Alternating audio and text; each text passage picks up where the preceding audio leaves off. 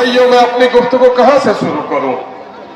मैं क्यों आया और क्यों लाया गया, इस पर कुछ लोगों ने पहले इशारा किया है। आप लोगों ने पिछले तीनों पार्लियामेंट के इलेक्शन में यहां से 52,000 लोगों ने तकरीबन मुझे वोट दिया। आपका बड़ा एहसान अज़ीम है। हमारी आने वाली नस्लें भी इस 52,000 लोगों के हमदर्दी और मोहब्बत का कर्ज नहीं चुका सकती। लेकिन मैं कैसे एहसान फरामोश करूं और भूल जाऊं कि अमर वैसा के 41 पंचायत से बहुत सारे मुखिया, बहुत सारे सरपंच, समिति के मेंबरान, हमारे उलमाए किराम और हमारे सामाजिक कारकुनों की बड़ी तादाद, जिसने मुझे टेलीफोन किया, किसी ने मेरे घर पर जाकर मुझे धमकाया, किसी ने किशनगंज में जाकर हाजिरी दी और मुझको धमकाया कि अख्तर ईमान, तुमको हम लोगों ने 52,000 वोट दिया है, इसलिए नहीं दिया है कि तुम मुकर कर देखो, बल्कि हमारे जितने उम्मीदवार खड़े थे यहाँ पर, चाहे भाई अफरोज साहब हो, अजीजा नुसरत हो, मौलाना गुलाम रब्बानी साहब हो, शहबाज लड्डू भाई हो, हाजी नाहिद गनी साहब हो और दिगर साथी जो उम्मीदवार बने हुए थे, सबके बारे में मोहब्बत का इजहार किया। और इस 41 पंचायत के जिम्मेदार साथियों ने आकर कहा कि MIM का झंडा लेकर जो लोग भी मैदान में आए हैं, हम उनसे मोहब्बत करते हैं, लेकिन अख्तर ईमान 30 साल नहीं बल्कि गुज़िश्ता 50-60 सालों से हमारे इलाके की अच्छी नुमाइंदगी नहीं हो पाया है। तुम्हारे जो नुमाइंदे खड़े हैं उनको रूठने से हम मना लेंगे, लेकिन तुमको अब की बार आकर यहाँ इलेक्शन लड़ना है। जिस मनहूस साया ने यहाँ डेरा डाला है, उस मनहूस साया का खात्मा तुम्हारे जरिए से होगा। मुझे यकीन नहीं हो रहा था कि जो ये लोग कह रहे हैं क्या यही सच है। मैंने वक्त लिया कि मुझे अपने उन तमाम तर भाइयों से मशवरा कर लेने दीजिए। रामराज सिंह जी, मैं जब राजद में MLA था उस जमाने से हमारे रफीक रहे हैं और आज उसी राजद में रहने वाले एक साथी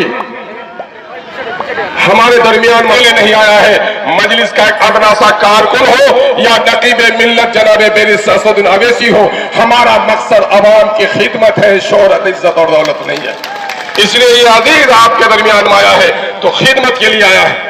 आज मेरी खुशियों की इंतहा नहीं है जब बिरादर शहनवाज को अपनी महफिल में देख रहा हूं। यकीन जानो लोगों, इस इलाके में सीमांचल के लफ्ज की पैदाइश ही जनाब तस्लीमुद्दीन साहब की जबान से होती है और सीमांचल की बेबसी, लाचारी और महरूमों के खिलाफ अगर किसी ने लड़ाई का आगाज किया है तो उसका नाम जनाब तस्लीमुद्दीन है। और यही वजह है कि तस्लीमुद्दीन साहब जो मेरे मोहसिन सियासी उस्ताद रहे और बीच में वो अलग पार्टी में चले गए, मैं बीच में दूसरी पार्टी में चला गया, लेकिन 2015 में जब MLA का इलेक्शन लड़ने का हमने फैसला मजलिस से किया तो जनाब तस्लीमुद्दीन साहब मरहूम जो उस वक्त हमारे बड़े मोहसिन उस्ताद रहे, उन्होंने दूसरी पार्टी में रहते हुए भी डिनर के मौके से जनाब बैरिस्टर असदुद्दीन साहब से मुलाकात की और लोगों को बड़ा ताज्जुब था कि उनकी मुलाकात इनसे कैसे हो रही है। उन्होंने कहा कि बैरिस्टर असदुद्दीन अवैसी साहब, आपके अब्बा जान को भी हमने शेर की तरह पार्लियामेंट में दहाड़ते हुए देखा है और शेर का बेटा तो शेर है, तेरी दहाड़ की भी सब मिल्लत को जरूरत है। हर चंद के मैं दूसरी पार्टी में आया हूं। अख्तर ईमान मेरा अजीज शागिर्द है और सीमांचल के अंधेरे के खिलाफ जिस चिराग को मैंने रोशन करने की कोशिश की है, सीमांचल की बेबसी और लाचारी के खिलाफ हमने जिस लड़ाई का आगाज किया है, मेरे शागिर्दों में सफे अव्वली में अख्तर ईमान इस लड़ाई को लेकर आगे बढ़ रहा है। इसलिए आप उनका साथ देने के लिए आए हैं तो मैं दूसरी पार्टी में भी रहकर के अख्तर ईमान के साथ खड़ा हूं। यह काम मेरे उस्ताद ने किया। तालियां ऐसी बजेंगी मजलिस वालों की, तालियां ऐसी बजाओ कि बाबरी मस्जिद तोड़ने वालों का गाल लाल हो जाए। तालियां ऐसी बजाओ, तालियां ऐसी बजाओ कि नफरत की तीर और नफरत की सौदागिरी करने वाले लोग जो NRC की हमायत की है उनका भी गाल सुर्ख हो जाए। जनाब तस्लीमुद्दीन साहब ने जब मेरी हिमायत की तो बहुत सारे उनके थे शहदाई, कहा कि अख्तर ईमान और आप तो अलग अलग पार्टी में है, अख्तर ईमान का साथ आप क्यों दे रहे हैं। कहा सियासत में नसरूर जो नजरिया होता है वही सबसे बड़ी सियासत होती है। विचारधारा की सियासत ही सब सियासत है, जिसमें सियासत को लेकर मैं आगे बढ़ रहा था। अब मैं ज़ईफ हूं, मैं कमजोर हो गया हूं, हयात का कोई ठिकाना नहीं है। मुझे पूरा यकीन ही नहीं, एतमाद है कि सीमांचल की बेबसी के खिलाफ जिस लड़ाई को मैंने छेड़ा है, अगर सीमांचल में कोई लेकर इसको आगे बढ़ सकता है तो वो दिल अख्तर ईमान के सीने में धड़क रहा है। इसलिए मैं आपको निमाज का साथ दे रहा हूं। और मरहूम की वही तड़पण है, शायद कब्रिस्तान में उनकी रूह आज भी सीमांचल की इस बेबसी पर तड़प रही है, और उसी तड़प का ये नतीजा है कि जनाबे भाई शहनवाज साहब को भी आज MIM का परचम थामना पड़ा है।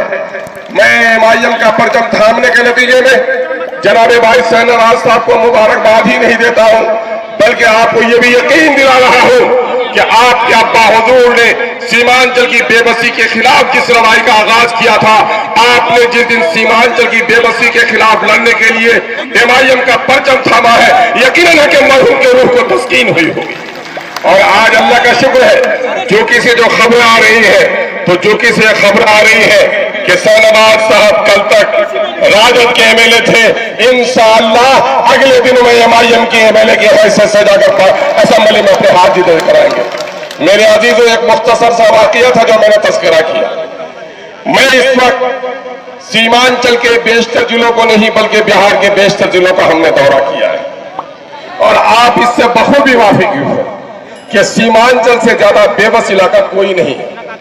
किशनगंज भी बहुत खुशहाल नहीं है, बादरूज अररिया भी बहुत खुशहाल नहीं है, लेकिन मेरे भाइयों, मैं इस बात को दावे के साथ कह सकता हूं कि सीमांचल के पसमानदा इलाके में अमोर पैसा से ज्यादा बेबसी और लाचारी कहीं और नहीं। कौन है इसका जिम्मेदार? उसे तलाश करना होगा। इसका जिम्मेदार समाज के उन फितना फैलाने वाले लोग हैं जिन लोगों ने इस इलाके में सियासत के मामले में अहलियत को सामने नहीं रखा, बल्कि बिरादरीवाद का नारा दिया, और बिरादरीवाद का नारा देकर इस इलाके को तबाह और बर्बाद किया। मैं अक्सर गांव और बस्तियों में जाता हूं और बस्ती के हवाले से कहता हूं कि नौजवानों, अगर दूसरे बस्ती से अगर तुम्हारे बस्ती के किसी आदमी का झगड़ा हो गया और जब पंचायती की नौबत आई तो सब कह लोगे मछट्टा वाला हम एक हो गए हैं, तो क्या नितंदर वालों को इंसाफ मिल सकेगा? नहीं मिल सकेगा। बस्ती का साथ देने वाला इंसाफ का खून करता है, और इंसाफ का साथ देने वाला पूरी इंसानियत की खिदमत करता है।